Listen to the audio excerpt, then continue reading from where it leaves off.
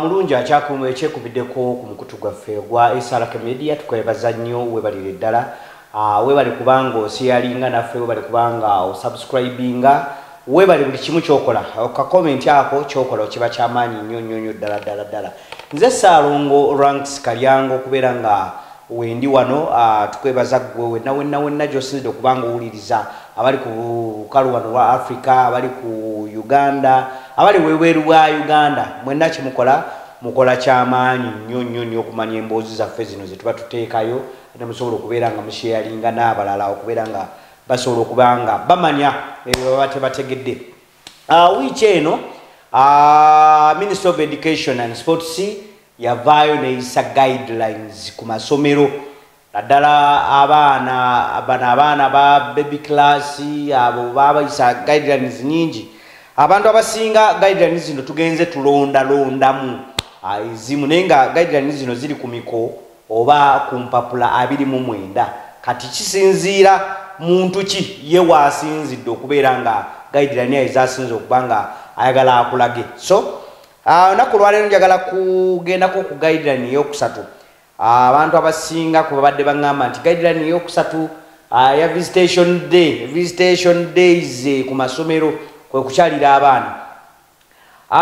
Minister of Education and Sports yavuddeyo newa guidelines naddala ku masomero gano ge tubadde abaana bali mbisulo ne tubadde tusobola okubanga tukyaliramu kutubakyalira kati waliwo enteekateeka empya ezalagiddwa era mu guidelines zino bagamba okusinziira ku Minister of Education amasomero ga boarding school nago agadde agombi agakukola enteekateeka ey'okukyalira abaana okusinziira ku co-curriculum activities. Kakati mu ngeri eno bagamba nti gwe essomero lyonna erigenda okubeera nga litegeka visitation days lirina kubeera nga visitation day erina kubeera nga ebalibwa mu ebyo essomero byerina okubeera nabyo. Kakati bw'oba baddemu ne visitation days nga ogitwala tugambe abantu singa badde bagiteekayo ku lunaku lwa Sunday kati nga tebatera kugibalanga kwebyo essomero byerikola. Kati wano bagambye schools both day and boarding shall plan for program and hold visitation days as extracurricular activities when parents may come to school to check on their children learning programs and welfare. School visitation days shall guide by the following. Kati kubagamba nti birina kubeeranga school activities. So obanga obaddemu nga obeera tugamba tugenda ku visitation day nga tugenda kukyalira abaana kati tugenda okukyalira abaana bano nga ekimu ku curriculum activities eziri ku masomero. Kakati esooka bagamba visitation days shall be part of the school annual programs of the activities shall be communicated to parents in the end of term curriculars. Kakati jukira ebiseera ebisinga amasomero gabadde ga notifying abantu abazadde nga waisaka nga abaana bazzeeyo ne babaweereza obumesagi ne babaweereza ebbaluwa nti visitation day yaffe yakubeera ennaku z'omwezi bweziti. Kakati ekyo Minister of Education egamba kyavuddewo. Bagamba bw'obanga ogenda okuwummuza abaana olina okubateerawo nti visitation day yaffe yakubeerawo ku lunaku bweruti ne date bweziti. So amasomero galina okubeera nga buli bwe gawummula galina okubeera nga galaze date eyo visitation day wegenda okubeerawo. Bagamba nti every school shall hold no more than one visitation days. Kakati kiro waliwo amasomero agabadde galina nga at least buli mwezi nga abazadde bagenda ne bakyalira abaana baabwe. Kati bano bagamba nti essomero liteekeddwa okubeera nga lirina visitation day emu okukyalira kw'abayizi kulina kubeera kumu mu ttaamu namba. Waliwo n'amasomero agabadde gateekawo ne gateekawo visitation day tugambe aba middle class balina kukyalibwa ku lunaku lwa mukaaga then bano aba higher classes ne babeera nga bakyalibwa ku lunaku lw'Esande. Minister of Education egamba ekyo ekijjeewo bagenda kubeera nga balina kukyalibwa olunaku lumu ate omulundi gumu mu ttaamu nnamba. So wabanga amasomero libadde likyali somero libadde likyali di invitation day emirundi 3 oba 2 mu ttaamu, kati bagamba babijjeewo balina kubeera nga bakyalibwa omulundi gumu. In the planning and programming of Visitation Day, head teachers shall liaise with other head teachers of neighboring schools. Kakati wano wali ensonga endala nti amasomero mangi gabadde gakola Visitation Days nosanga nti olunaku lw'Essande oba olw'omukaaga fena tukwata ku lw'Emasaka tugenda ku St. Jude Katende abadde bagende abalala ne bagenda ku masomero nenga nosanga jjamu nga muyitirivu nnyo. Kati bikino bagamba nti tugambe mu Mpigi district oba mu Katende kangereze Katende nti mulimu amasomero 15 bagamba mulina okutuula ba head teachers mwenna ne mukola arrangement eyokubeera nga mukola Visitation Days. Nogamba nti St. Jude yakubeerayo Visitation Day yaffe yakubeerayo ku lunaku lwa Mande. Katende progressive egenda kubeerayo ku lunaku lwa 2 oba bano lwa mukaaga kati ne banga temukwataganya Visitation Days kubanga Ministry of Education evudde negamba nti amasomero abazadde osanga omuzadde ng'alina abaana tugambe bonna bali mu Katende ng'alina abaana ku primary weti ne somero weti kati nga mulimu ekitundu kyekimu kati ne bakola Visitation Day ne basobola ng'ate bonna bagenze ku ssomero ne babanga tebasobola kwekutulamu genda mu masomero ago kukyalira abaana. Kati bagamba mukola arrangement nga mulina head teachers mwenna umanye nti somero gundi ligenda kukyalibwa olugenda kubeera ne Visitation Day ku lunaku lwa Mande. Somero B ligenda kubeera ne Visitation Day ku lunaku lwa Sunday. Kakati bibeere n'enteekateeka eyo kubanga kiwonyeeko ne jaamu baga nti jaamu naye abadde ayitirira mu budde bwa Visitation Days mu masomero gano nga osanga emmotoka nga zikutte jaamu. Kati no bagamba bagagadde kujjawo ne jaamu ono abadde akwata ensanje ezo okubeera nga asobola okubeera nga akendeezebwako. Bagamba where school plan to have open day or speak day in particular term, the Visitation Day may be planned to fall on the same day. Kakati tamu eyokusatu ebiseera ebisingako tubadde tufunirangako speak days abaana ne bakola emizannyo ne bakola ebizinnyanyo ne bayimba ne bakola kya.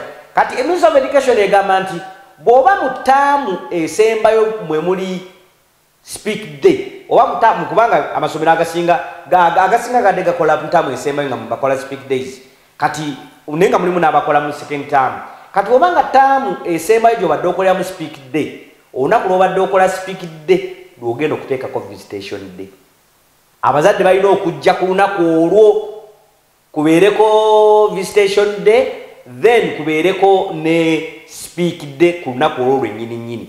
So ababadde bagenda ku nnaku ez'enjawulo bagamba no tetugenda kubeera nga tukikkiriza Visitation Day ebeereyo lunaku lulala ate then ne speak days zibeereyo lunaku lulala. Mutambuza nnyo abazadde bagamba amasomero mubadde mutambuza nnyo abazadde kati bagamba nti twagala olunaku lwerumu tubeere ku lunaku lwerumu nga abazadde mwenna mukyalawo olunaku lwerumu. That is tugabe olwabaddeyo speak day ate nga lweruyo ne Visitation Day. Kakati wano wali emboozi endala Visitation Day shall not be held as feasting day. Baga nti olunaku lw'okukyalirako abaana mubadde mulukozesa nnyo ng'olunaku lw'okubanga abaana balya ne babuukuuka. Kati Ministry of Education evudde n'egamba nti lunaku luno luleme kubeeranga lwa byakulya kubanga abazadde balemererwa okugenda ne balaba abaana baabwe badde basoma okubeera nga bibadde bitambula bitya ne badda mu kuwa abaana ebyokulya. Kakati ono bagamba nti okuleeta emmere efumbiddwa oba eri processed eyekoleddwa obukolebwa oba okuleeta abafumbi oba okuleeta abafumbi ku ssomero bagamba kijiddwawo. Emmere enfumbe egobeddwa mu masomero. Abazadde bagende bagenda ku makya ne batta enkoko n'afumba emmere n'abanga alina omukolo ogw'amaanyi n'agenda ku ssomero ly'omuzadde ly'omwana abaana ne balya emmere. Kati bagamba nti bino bijiddwawo era bagamba gwe omuzadde tekyali kuleeta mmere nfumbe. Cooking or otherwise preparing food in the school by parents, relatives, nakyo kigaaniddwa. Bringing okuleeta omwenge, ebitamiiza, ebyo byonna byembadde mutwala abaana abazadde ne mutwala omwenge wadde omwana temumuwadde mmwe ne munywa omwenge, bagamba bijiddwawo tewakyali kuleeta mwenge ku ssomero. Kuleeta mwenge ku ssomero kijiddwawo. Playing music or videos. Abazadde babadde bagenda noddira emmotoka yo olw'okuba olina muwuufa ennene nnyo n'obikkula buutu n'oteeka famire yo saawo ne mutandika okulya then eno mukuba omuziki oba ne muteekawo videos. Bagamba kino kijiddwawo okubeera nga abazadde tebakyasobola kugenda mu masomero ne bakubirayo music. Not more than 4 person. Abazadde abatasukka 4 be bakkiriziddwa ogenda okukyalira omwana. Abatasukka 4 be bakkiriziddwa ogenda okukyalira omwana. Nti mubadde muddira ne mutwala abantu 6, 8, 10 nomuleetako jja senga biki byonna bonna ne mbatwala okulaba visite nga mugeze mwena okukyalira tugamba abaana 2. Kati bakibajjeewo bagamba obutasukka abantu 4 be balina okubeera nga ate bakyalira omwana oyo. Only person registered with the school and parents guardians of that learner may be allowed into the school to visit him or her. In case the registered parent or guardian are not able to visit their children on visitation day, they may authorize in writing and responsible relatives. Kakati omuzadde yekka ali registered n'essomero oba yali registeringa n'essomero ono gwe bakkiriza okubeera nga asobola okukyalira omwana omuyizi. Naye bw'abanga omuzadde oyo tasobodde, in case nze sisobodde kugenda kukyalira muwala wange wabula nenjagala Marvin agenda akyalire muwala wange, nina omuwandiikira ebbaluwa emutegeeza ku ssomero nti ono gwe nsindise okubeera nga ajja okukyalira omwana wange, ate nga kuliko ne contacts zange ne signature yange, contacts ze naleka ku ssomero nga kweziri. Kino bakireese nti abaana bangi babadde bakyalibwa abantu abatali baabwe. Kati abaana ne babbibwa nga olw'okuba omuzadde tafunyeemu oli n'ategeera omwana wamu omuzadde tagenze kukyalira mwana, kati oli n'agenda n'akyalira omwana naye ate n'amukozesa ebintu ebiteetagisa. Kati bagamba oyo yekka eyali gye sitaringibwa n'essomero yateekeddwa okukyalira omwana. In case waba tasobodde awandiikire omuntu gw'agenda okusindika ebbaluwa ng'emwanjula eri essomero nti nze nzikiriza gundi ajja akyalire muwala wange gundi n'egundi, neeteekako omukono gwange then ne contacts zange eziraga nti nze mukkiriza okusobola okubeera nga akyalira omwana. The school shall issue each parent or guardian visitation card. Bino bibaddengawo omuzadde yenna ng'essomero limuwa visitation card era jengenda ne ndaka ku mulyango then nkakasa nti ne muzadde ne nyingira munda nendaba omwana wange. School authorities shall ensure that the parents or guardians or their representatives and any other person accompanying them are dressed decently before allowed into the school on visitation day. Kakati abazadde tubale tugenda mu kukyalira abaana baffe ne mwambala ebinu nga bikoma eno, abazadde abakyala ne mwambala bupatrazi ne mwambala obuntu nga busala mu mabeere. Kati Ministry of Education egamba ebyo byonna omuntu ng'oyambadde bubi toteekeddwa kudda ku ssomero okwo genda kusobola kukyalako. era bagamba omuzadde yenna nga tannayingira ndowooza kati guno mulimu bagwadde asikaali akeberenga abazadde ennyambala gy'ayambadde kati oba ndowooza tugenda kwambalanga amakanzu na gomesi abakyala mudde ku mugomesi then oba amasuuti tugende ku visitation days z'abaana baffe bagambye bino byobadde ogenda oyambadde bishooti olw'okuba weekend n'ogenda ku vidiyo omwana babijjeewo mwambale bulungi then musobole okuba nga mugenda ku ssomero okukyalira abaana bammwe. Schools shall not change parents or guardian charge parents or guardian money for visitation days, including money for meals, and shall not permit outside catering services provided to sell meal to parents or guardians. Kakati wali bakugambye nti omuzadde tateekeddwa kuleeta mmere ku ssomero nfumbe. Kati ate wano bakomyewo ne bagamba nti essomero terikkirizibwa kuggyako muzadde ssente za visitation day. Ate na bino abafumbi outside catering tebakkirizibwa kujja mmere wabweru kugireeta ku ssomero. Omwana ku ssomero bw'aba badde ng'essomero lirya kawunga forever and ever, ne ku visitation day abaana balya akawunga. Kati omwana wajja kudda ewaka alyoka alye obulungi ng'ali waka, ne ku ssomero webanga libadde lirya kawunga eva okuva lwamutwalayo mpaka lwalivaayo agenda kulya kawunga, ne ku visitation day genda omulabe naye ng'alidde kawunga. Baganye okubanga abazadde mubajjako ssente eza visitation day, ate tebakkiriza nammwe kufumba mmere byemubadde mugamba nti toleeta mmere enfumbe wano ojja kujja oleete omutwalo oba emitwalo ebiri emmere ojja gisanga. Babigambye. Ministry of Education egambye tetukyagala kubanga obujjako obusene n'akamu nga za mmere oba za visitation day ku lunaku olwo. Visitation day shall start ku ssaawa 3 ate tezirina kusukka ssaawa 12 zennyini. Ndowooza kino kituufu. Balina okubeera nga batandika ku ssaawa 3 ate tebasukka ssaawa 12 zennyini. Abazadde mwenna mulina okubeera nga muvudde mu ssomero muzzeeyo ewammwe. During the visitation day, parents or guardians may not take their children out of the school compound unless authorized on medical ground.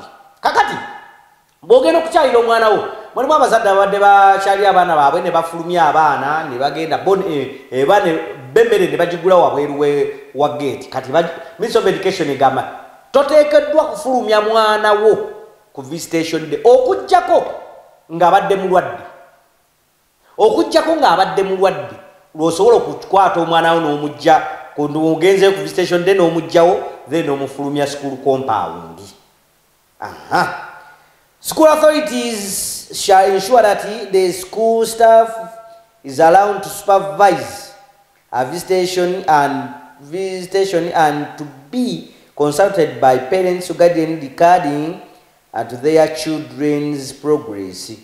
Kakati abasomesa bananyini ssomero headmaster bakkiriziddwa okubeera nga bagamba abasomesa baabwe ne ba staff okubeera nga babeerawo ku lunaku lwa visitation day bagayidinga abazadde bano ku nsoma y'omwana waabwe nga bwe badde ekola, ng'omwana waabwe wabadde akola ttaamu eyo. So ekyo bakidiza essomero libeere nga abasomesa basobola okubeera nga bagayidinga abazadde bano. School shall provide a copy of these guidelines to the parents, guardians immediately at the admission of their children, and shall from time to time remind a sensitized parents guardian about the guideline. Kakati essomero ndowooza abaana bazeemu mande kati ku school circular bwe banaabatwa school circulars bagenda kuddamu okutuwanga batuwerangako ne kopi z'amateeka guidelines zino. Bw'ogenda ku ssomero nga bakuwerako kopi ya guidelines zino okubeera nga wejjukiza nga naawe osomamu ogambe nti ku visitation day bagamba batya, nti bagamba tetuteekeddwa kwambala bubi, tetuteekeddwa kutwala mmere. Kati bakusange nga gw'otutte emmere ojja okuwulirira ate amateeka bwe gabeera gagamba. So waliwo guidelines ku school tour oba trips abaana ze badde bagendamu bagamba the school shall specify the kind of trip or tour acceptable and approved by the governing bodies, ensuring that all trips align with the educational objectives to the school and consider the financial implication for learners and their families. Essomero liteekeddwa okulondawo ku trips ezirina okukyalamu ezo ezirina okubeera nga zigasa omuzadde wadde n'omwana ate ziteekeddwa kubanga zinyigiriza ensawo y'omuzadde. Ndowooza kino abazadde mukube mu ngalo ababadde bagamba nti ate trip baziteekawo kumenya bazadde. In the normal circumstance, learners field work supporting curriculum implementation is encouraged to take place in around the school premises to minimize the possible challenges learner may incur further away from school. Kakati wala amasomero agabadde gagamba nga gava mu district mwegali oba mu bitundu mwegali ne gagamba tugenda kukola tugenda kusoma ku bintu bwe biti naye tugenda bikolera tugambe Jinja. Kati Ministry of Education egamba ebyo byonna bye mbadde mukola tubikolere within the school. Tubikolere within the school. Every school tour or trip or tour shall have a teacher or teachers in charge. No group students shall be allowed to go for a tour without the close supervision of the teacher. Abas tour yonna eteekeddwa okubeera nga egenderako omusomesa ate era omusomesa alina okubeera nga agayidinga abaana bano mu ngeri gye balina okweyisaamu saako n'okutambula. Proposed sites for the school visits shall be communicated to parents and other concerned stakeholders to the trip. All trip must be evaluated for education value and safety. Abazadde oba tuwa yonna essomero gye liba lisazeewo okubeera nga abaana balina okubanga bakyalako balina okubeera nga essomero licommunicatinga n'omuzadde era n'ategeezebwa nti omwana agenda kugenda ku tuwa bweti naye lwa nsonga bweti ne bweti tugenda ku Maxon Falls kusomako bweti ne bweti ne bwekiti tugenda abamu babadde batwala abaana ne batwala abaana ne babasasuza sente nnyingi nnyo ne batwala mu mabeekeeri nga ne mu beekeeri tebalina kye bagenze kuyigayo wabula babatutte butwazi. Kati Ministry of Education egamba mulina okusooka okutegeezaako abazadde n'ensonga lwaki mbatwala mu kifo ekyo. Okitegedde ekintu ekyo. Proposed sites for schools eno ngimaze. When transporting learners during school tour, the school must ensure that traffic regulations are complied with paying particular attention to the mechanical condition of the vehicle. Kakati waliwo amasomero olw'okuba nti gabadde masomero nga gatikka abaana tugambe bafunaka costa egendamu abantu tugambe 3 ne bateekamu abaana nga 6 nga buli mwana atudde ku munne. Kakati bagabe nowakubadde oli wa ssomero olina okumakinga sure nga ogondera amateeka ga traffic. Bwebanga traffic yakkiriza mu buli mutto egendamu omuntu omu n'omwana mumutuuze mu mutto omu. Temuddira ku baana abali badde bagendamu 30 ate mutuuzeemu 6. Ministry of Education ekyo ekigaanye okubeera nga temutambuza baana nga temugondedde mateeka ga traffic. When organizing a school tour, the school administration shall notify the police of the place of visitors, number of learners, mode of travel. Kakati essomero bwe libanga lyakutegeka visitation day rather lyakutegeka tour oba trip lirina okutegeezaako poliisi y'okukyalo nti tugenda kuvaako mu kitundu kino tugendeko Jinja okukyalayo ku kifo bwekiti era tugenda kutwala abaana 30 era tugenda kweyambisa entambula ya Costa. Okyegera bulungi, tugenda kweyambisa entambula ya Costa. Kakati kino bagamba nti teacher in charge and headmaster yalina okubanga notifying, so yagenda okubanga ayogerako ne police emuli okumpi emuwa olukusa okusobola okubanga atambuza abaana abo okubajja mu kifo ekirala okubatwala mu kifo ekirala. Students should dress decently while on school tour and should be in school uniform. Bino bibadde mutwala abaana ne mbatwala ku tour nga bambadde zireya babigani balina kubanga abaana bambadde bulungi mu school uniforms ne bagenda ku tour izo. Unbecoming behaviors like drinking, smoking, drug abuse bijiddwawo. Webagamba nti omwana alina akwatibwa nga abadde akozesa ebintu ebyo, essomero eryo lyakubanga lifuna ekibonerezo. School rules and regulations shall apply during school tours. Rules and regulations akubeera nga za-applyingibwa bwe babanga muli ku ssomero ne mubanga muli ku tour. Mulina okubanga mugoberera amateeka g'essomero saako n'ebiragiro. Kitegedde. A learners movement for trips and tours shall be planned by the school management so that travel does not go beyond saa 12.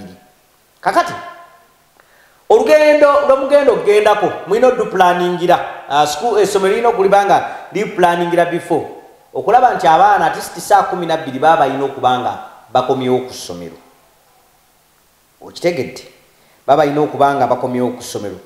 Kakati wano tugenze ku nursery. All kindergarten learners shall not be permitted to undertake school trips, tours. Similarly, low primary children may undertake school tours and tour only under special circumstances with the maximum caution from management. But abana ba nursery, aba kindergarten zimano ba middle, top, pure n'ebikyebyo tebateekeddwa genda mu tours okujjako nga ensonga y'amaanyi nnyo ebatwaza mu tour. Okyegedde, okujjako ng'ensonga y'amaanyi nnyo ebatwaza mu tour. Abaana abo aba nursery babaggyeko kubeera nga bagenda mu tours. The ministry shall provide strict controls on study tours trip or prevent a financial exploitation of parents.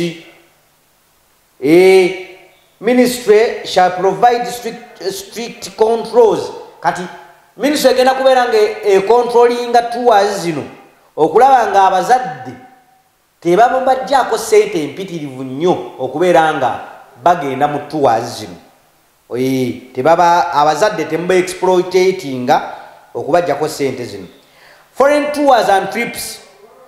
This guidance of specific to school organized foreign tours and trips, which may be in conjunction with a registered tour and travel company. The guidance does not apply for foreign tours and trips organized by private tour companies that may involve in learners from different schools. Kati waliwo amasomero agabadde nga bo tour zaabwe teziri wano mu Uganda nga boorganizinga tour ng'egenda Dubai, boorganizinga tour ng'egenda Abu Dhabi, boorganizinga tour ng'egenda Zanzibar. Ministry of Education egamba nti tours zino zonna eziva wano ezigenda abroad bagamba bazisazizaamu. Olina okubeera ng'ofunye osooka okufuna olukusa. Abona bonna ababadde bakozesa tours and travel okuorganizinga trips zino bazisazizaamu, bagambye tekiteekeddwa kubeera nga kikolebwa. So amasomero in principal school tours and travel trips shall primarily have an education purpose. Zonna tuwa gy'oba olina okugenda ng'ogendamu erina okubeera nga ekwatagana ku by'okusoma kw'omwana, or otherwise bw'obanga tebiri mu kusoma kwa mwana oyinza okwesanga nga tebakkiriza kubeera nga mugenda kakati aga amateeka oba guidelines zakoleddwa Ministry of Education and Sports okubeera nga zigaidinga ku baana naddala abo abakola tours nkwaddeko eya tour trips and tours then nenkuwa neya visitation tujja kuba tugayitamu mpola mpola Mukama Katonda yatakumira mpeera nsaba olunaku olwaleero abankuumire tujja kuba tugenda mu maaso tulabe ensonga zino oba guidelines zino endala ezateekeddwawo ku masomero nze Salongo Ranks Kalyango Mukama Katonda abankuumire